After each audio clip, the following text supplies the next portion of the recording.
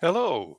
Good morning. It's Wednesday, August 16th, 2023, and I have the distinct pleasure and honor of talking with Jeffrey Sachs. Professor Sachs, welcome. So great to be with you. I love that opening also. That's wonderful. Yeah, so I wanted to start by saying that when I was in college, I was at Harvard, and you were there as well, and it's almost 50 years ago. And it was the 1970s, and this is an image of Cabot Hall or Cabot House in Radcliffe. And I was talking with a friend of mine, David Lebwall, and he said, Bob, Jeffrey Sachs has become more inside the Vatican than you have. And I, I said, yeah, I vaguely remember that he was in our year at Harvard. And he said, Bob, we used to have breakfast together. So I don't actually think we knew each other, but David told me we had breakfast together. it sounds likely, actually. So in Radcliffe Yard, and I was at Briggs Hall 46. So I, yes, indeed. yeah, I think it's across the way from that picture. So Yep. so 50 years have gone by, and you've become a leading figure in the whole question of sustainable development. You became a prominent economist. And you also got involved with the Vatican itself, and you've been preparing conferences there. Here you are with Pope Francis in May of 2019, and you more recently were named a fellow, an academician in the Vatican Academy of Sciences, the Pontifical Academy of Sciences. So I wanted to start by asking you a little bit about yourself and your career and how you went from a boy in America to Harvard College to a prominent economist and then working at the fall of the Soviet Union and now are confronting the great issues of our time with great courage and then come to those great issues. And we only have about 25 minutes more to discuss these. So how did you grow up and go to Harvard College? You never know, of course, in life how things will move forward. But I grew up in Oak Park, Michigan, a small suburb of Detroit, Michigan. Uh, I'm 68, so this was a ways back. Detroit was Motor City, and my dad was a labor lawyer representing the trade unions in a unionized state. And I grew up in Jewish and in a Jewish community. So we studied hard. My dad had grown up in poverty. My mom also in relative poverty, and they thought education is the way, and I certainly imbibed that idea.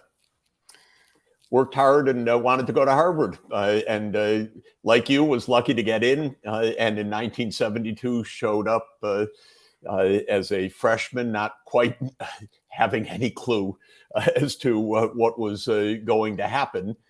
But I was already interested in a very, very inchoate way in economics because I had spent actually some weeks in the summer before we arrived as freshmen in East Berlin, visiting a pen pal.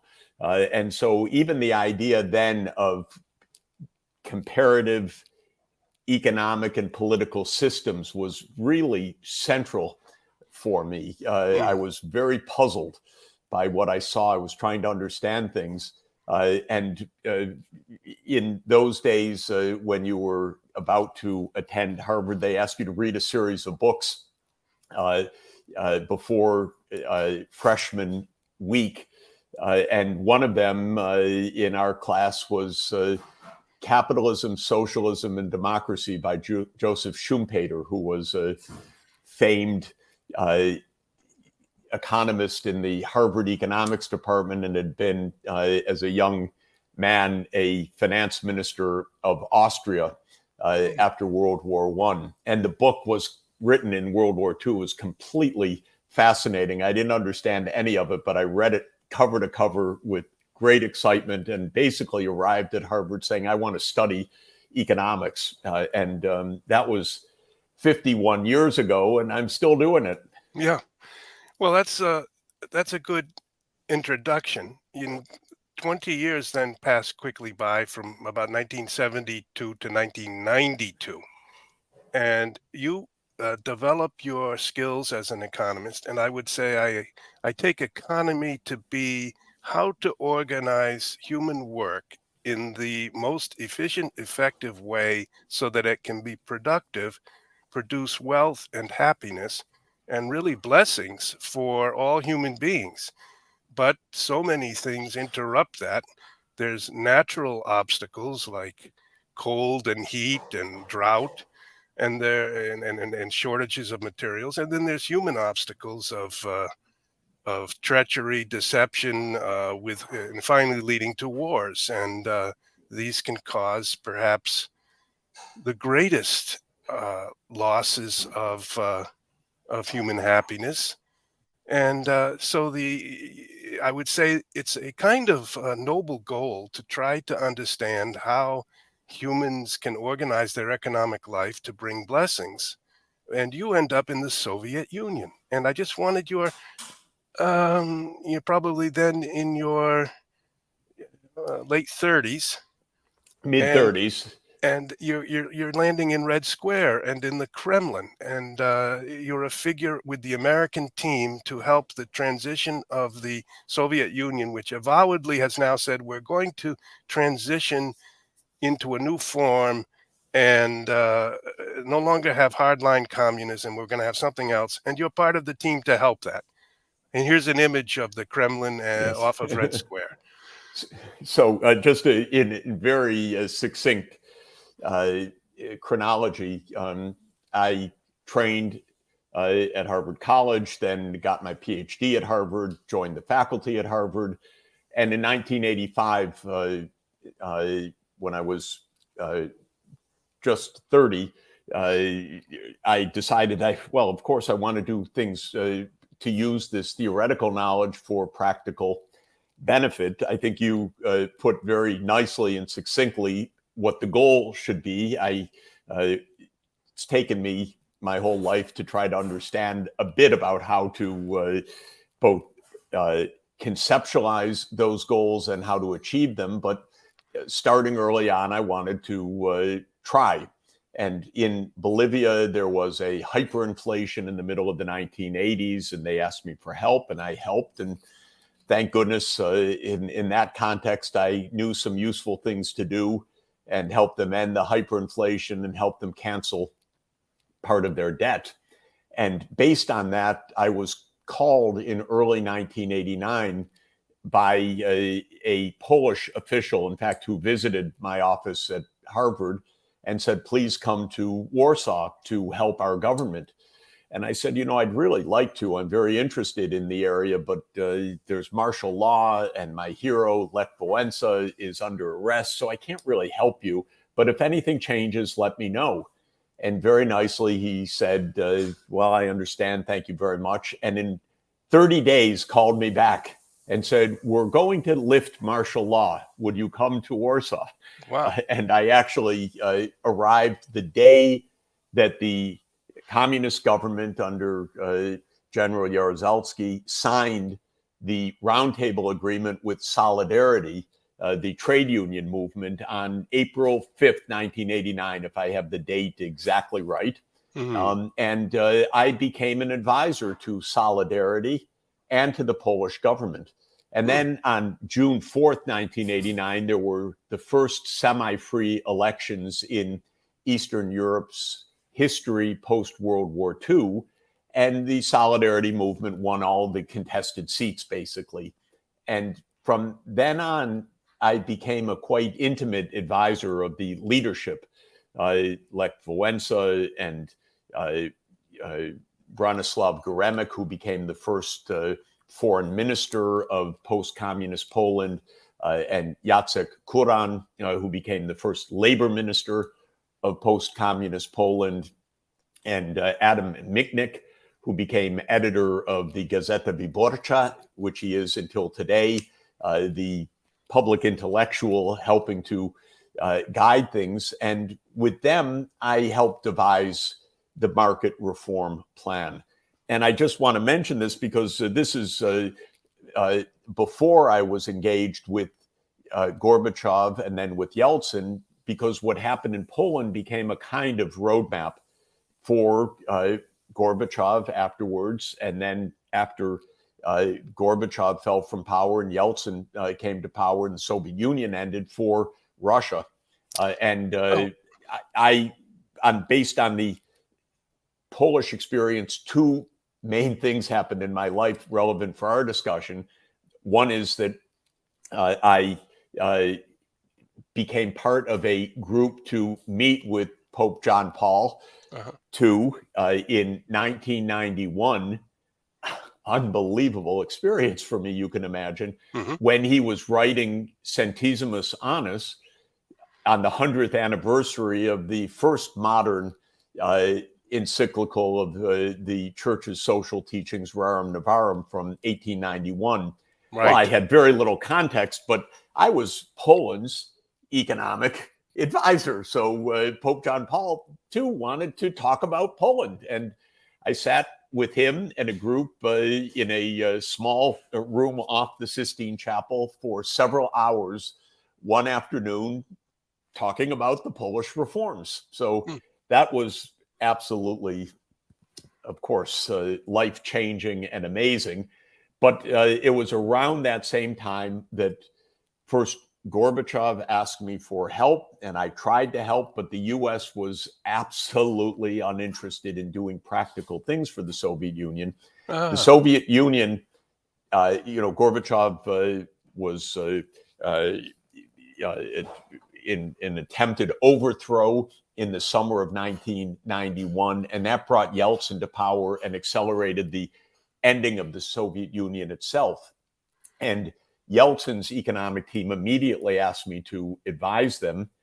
And I was in the Kremlin, as you showed, literally in the Kremlin in December 1991, when Boris Yeltsin walked across the room from a door in the back of a huge room that we were in, walked right up and sat right across from me because I was leading the delegation on our side, and said, gentlemen, through a translator, I want to tell you that the Soviet Union is over. I heard that in the Kremlin, direct from Boris Yeltsin, in 1991. He went on in the next sentence to say, you see that door in the next room are leaders of the Soviet military, and we have just agreed on the ending process of the Soviet Union. So that was a rather remarkable moment in life. Okay, so December 1991, and we are now 32 years almost. December 2023 will be 32 years since that moment. And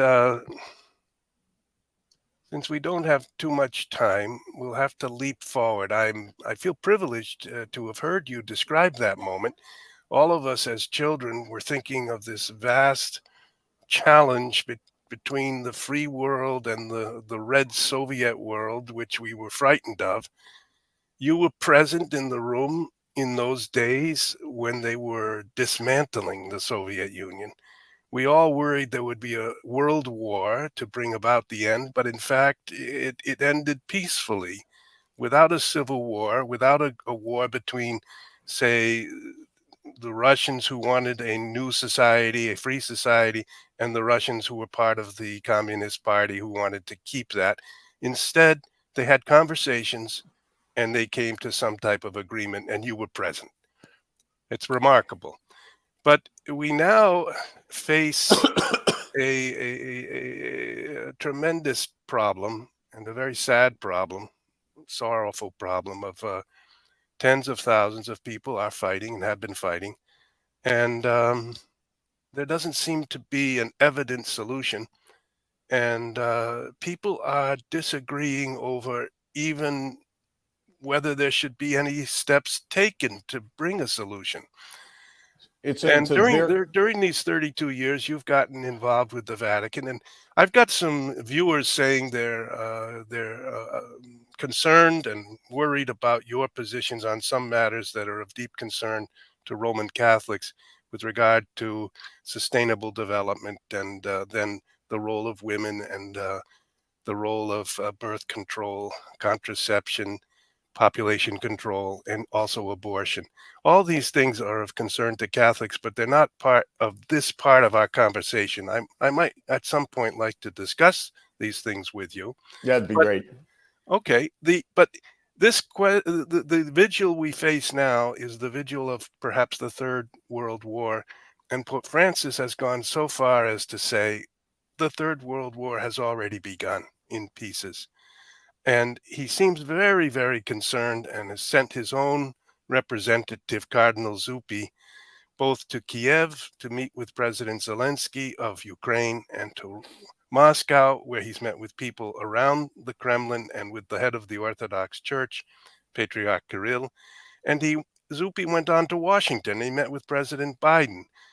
No one thinks that much is being accomplished by this, but it is the effort of the head of the Catholic Church to somehow spark a dialogue process. And you're somehow very interested and involved in this. You've written about it, and you've become, in a certain way, a remarkable and courageous figure for your denunciation of what we call the mainstream narrative. You think there is a need for dialogue, there is a need to stop the war. And you've actually said the whole leadership of the United States, the sort of neocons, as they are called, neoconservatives, needs to take a second look or needs to be removed because they are not leading us in the right direction. And in that way, I think I've mentioned in an email to you that you've taken a heretical position, the heresy of Jeffrey Sachs. You're not part of the leadership group of the United States in this regard. You're very critical of it. So I wanted to discuss these matters. Well, thank you very much. First, on any issues, we'll find time for discussion if you'd like. I'm a very deep believer in and great admirer of the church's social teachings and what they can offer for economic change. I'm a profound admirer of Pope Francis and his two great encyclicals, Laudato Si and Fratelli Tutti. Laudato Si about sustainable development, my core area, and it would be great to discuss Laudato Si. It's had a huge influence in the world and a hugely beneficial one. Fratelli Tutti is equally amazing in my view. It's about encounter and about dialogue, and it's exactly how to live peacefully in a diverse, deeply interconnected world. And it's profoundly relevant for ending this war in Ukraine, because the way to end the war is not on the battlefield, but through dialogue. That is not a popular view among the geostrategists, but it's my deeply held view because I've been in the rooms of all of the parties to this. I've been an advisor to the president of Ukraine. I've been an advisor to the president of Russia. I know the US government very well, though they don't agree with what I'm saying right now. But I know that there is scope for ending this war through peaceful dialogue. There are some big misunderstandings, and there's a need for mutual respect, including respect between the United States and Russia. Now, the core point of President Putin and even going back, President Yeltsin and President Gorbachev, even most, said the key is peaceful and mutually respectful relations and collective security, sometimes called, between the West and Russia and other countries in that region. And I believe that's right, collective security. What I opposed for many, many years was the extension of NATO eastward, especially when it was proposed that NATO would expand to Ukraine and to Georgia, putting the United States forces right up against Russia on a 2,300 kilometer border. And if combined with NATO expanding to Georgia, literally surrounding Russia in the Black Sea, you can see it. It was the US policy idea that, and look at the map, that Ukraine, Romania, Bulgaria, Turkey, and Georgia would all be NATO members. The literal idea, and literal, by the way, also in the LITTORAL, if it's, yes, I think the coastline. LITORAL, the coastal literal, not just the literal, is surround Russia. Well, I don't want to threaten Russia. I don't want to provoke Russia. I want peaceful relations. And we should have held back, and Ukraine should prudently also have said, as was in its initial constitution and its initial declaration of independence, as in the government's plan from 2010 till the government was overthrown in 2014, neutrality. It would have saved Ukraine. It would have saved Russia and the US from having this awful, destructive proxy war. So this is a long, complicated subject. I've seen it for 34 years as directly as one can see it. And I believe that there is a path out of this, not by defeating Russia on the battlefield, which is even today the stated Ukrainian goal. And then the United States immediately jumps in and says, for as long as it takes. We're not going to defeat Russia on the battlefield. Ukraine is not going to defeat Russia on the battlefield. And if something happened that Russia was in a state of dire collapse on the battlefield, they have 6,000 nuclear weapons, which is terrifying. So why are we provoking so dangerously rather than refusing to talk? Well, so Robert, I've been quite deeply engaged with discussions with world leaders all over the world on this issue since 2021 intensively.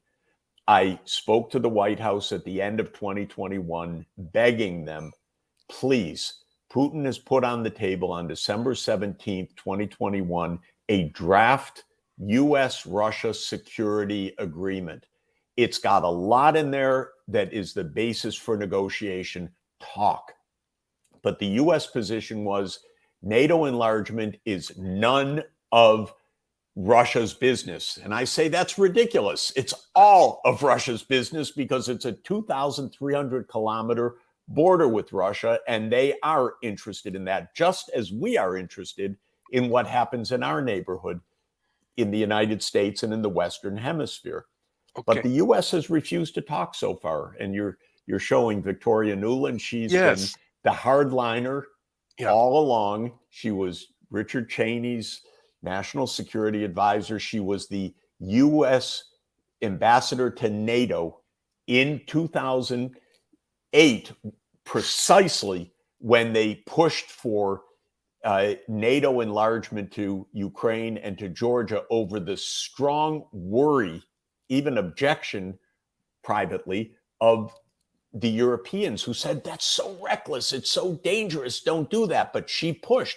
Then immediately she became Hillary Clinton's spokesperson. Then immediately after that, she rose in the ranks of the State Department and became the Assistant Secretary of State for European Affairs and was part of the 2014 overthrow of Yanukovych, even caught on tape planning what the next government would be several weeks before the overthrow. I don't like it. And then today, she is the second ranking official of the United States diplomacy. She's the Deputy Secretary of State, and she is still rejecting negotiation. I don't agree. We need to talk. That's the whole message of Fratelli Tutti. And by the way, Fratelli Tutti, as we all know, opens with Pope Francis describing how St. Francis of Assisi actually went to meet the Sultan on the battlefield in the Crusades to say, let's end this war peacefully. Mm. And that is the theme of Fratelli Tutti, talk to the other. And I think that this is why the church remains so essential for the safety of the world, for the well-being of the world, because this deep message is the true message of wisdom. And Pope Francis is pushing this forward. Well, we don't have much time, and you told me before the program you had to leave, and I'm sorry about that. But No, we'll do another show. I have a hard stop, unfortunately. okay, I Yeah, just would ask one question, though. yeah. It does appear that we have leaders in the United States who have a plan or a vision that cannot accept a prosperous, confident, powerful Russia, and they really feel it's a danger, and they want to somehow weaken it. They've spoken in these terms: we must weaken Russia, and they probably they seem to wish to break Russia up. And when people hear this, they say this is not true. It's Russia, the aggressive imperialist power. But you're arguing that there's a misunderstanding here. Russia was worried that we were slowly surrounding them and placing them in danger, and that their duty to their people was to resist this encirclement. People will be over the rooftop saying, "Well, that's false. This is the problem is there's a lack of discussion here, and really of clarification of what the final goals are. Do we wish to break Russia up to make it impossible for Russia ever to be a major power?" You know, this is a topic for a good long discussion, but there is a part of the American security establishment which aims for what is called uh, strategic dominance or hegemony or primacy or full spectrum dominance. The idea being the United States must be the most powerful, unchallengeable power of any country in the world. And it's a very dangerous idea. It says we don't have to respect any other country. We just have to dominate any other country. You can imagine why it would appeal to some people, but it's extraordinarily dangerous. I have been part of this history, watching it face up as close as can be for more than 30 years. The US never showed respect to Russia. When it has in the past, and a good example, I wrote a book about it, when President Kennedy showed respect to Russia in 1963 in his peace speech, exactly 60 years ago this year. Khrushchev said, let's sign a peace agreement together, and they reached the partial nuclear test ban treaty. Respect and dialogue is the key to peace, not full spectrum dominance, which is an illusion. So Yeah. to be peaceful, be respectful. Even pragmatically, the Romans used to have friends of the Roman people, and then allies of the Roman people, and then enemies of the Roman people. And United States, if it seeks predominance, it could raise up against it a type of antagonism and enmity that wouldn't necessarily have arisen. So it's logically a risky policy that could lead to a threat against the hegemony and the leadership of the United States that might not even have been there if we had arranged a kind of structure of cooperation. If your policy is we must be more powerful than you, and saying that to the whole world, you have a big challenge. And I think you've stated the problem incorrectly. If you state the problem, we must have a world that is safe for you and safe for us and good for the world, producing beatudo, as you said right at the beginning, well-being, happiness. Then we have something that we can discuss. Robert, great to be with you. Right. And I hope we can continue the discussion. Thank you, Jeffrey, for these comments, and we'll talk again soon. Wonderful. Thanks so much. Bye. Join us this September on an unforgettable pilgrimage to Lebanon, the land where Christ walked. This is a pilgrimage you won't want to miss. We'll taste world-renowned Lebanese cuisine, drift through underground grottos, and explore the monasteries high above in the mountains and in the deepest valleys on our way to an encounter with the miracle worker Saint Charbel in the land where Christ walked. Join us this fall, September 16th through the